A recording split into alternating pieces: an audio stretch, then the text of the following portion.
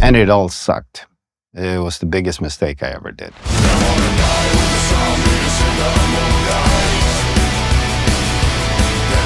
When I was writing Songs of Extinction, I didn't have a label left because, yeah, we separated with Universal and things like that. So it became a little bit more experimental album, I would say. And I did cover, and I did a bunch of covers after that. But I did this Play Dead cover from Björk.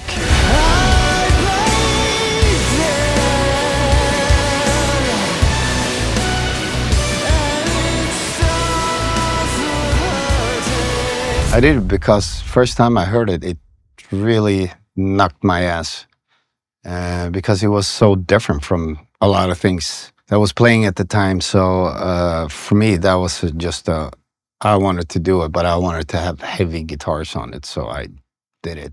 I don't know if it was supposed to be on the album or not, but it ended up on the album, so nailed to the ground.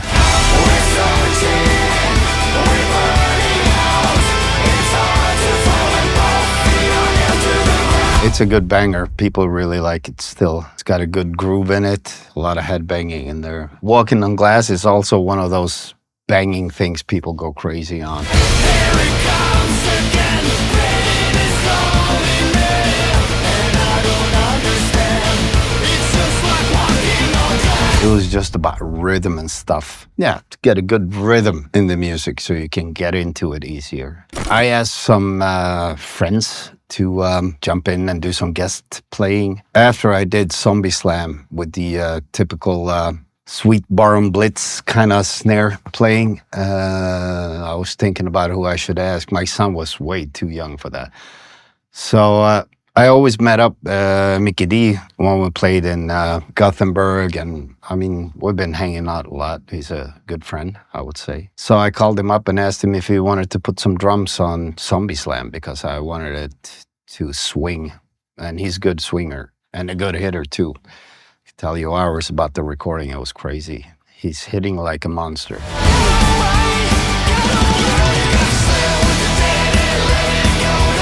That was really cool. And then I asked Peter Evers to do some bass. Hello, everybody. This is Peter from The Halo Effect. Almost 20 years ago, I was invited by my good friend Peter Tägtgren from Pain and Hypocrisy to play a couple of songs on his then upcoming album, Songs of Extinction. I played on Save Your Prayers.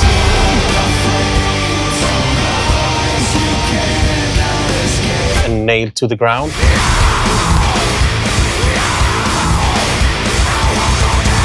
And it was funny because I just got my driver's license and I had my first long road trip going up to Ludvika where he lives, and we did these songs in a few days, and it's an amazing good time. And now they're going to be reissued again. So listen to this and enjoy.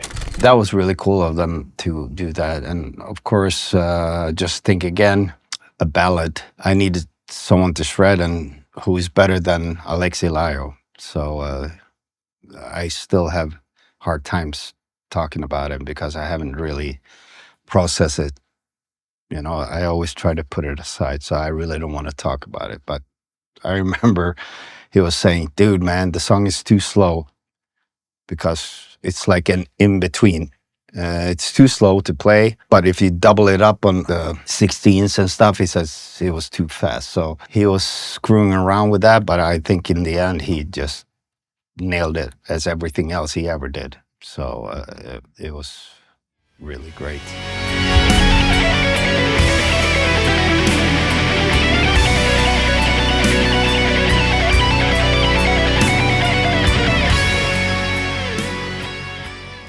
It was a new beginning, a new label after I was done. I was shopping after that. I had a new management as well, and it all sucked.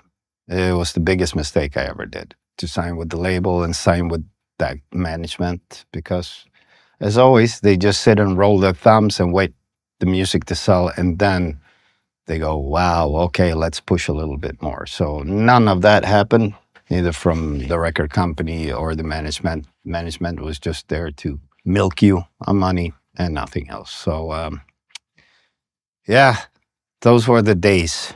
When was that? 2007 or something? Anyhow, it was a shit time, and but I think it's a good album, and I really experimented with different kind of styles in there.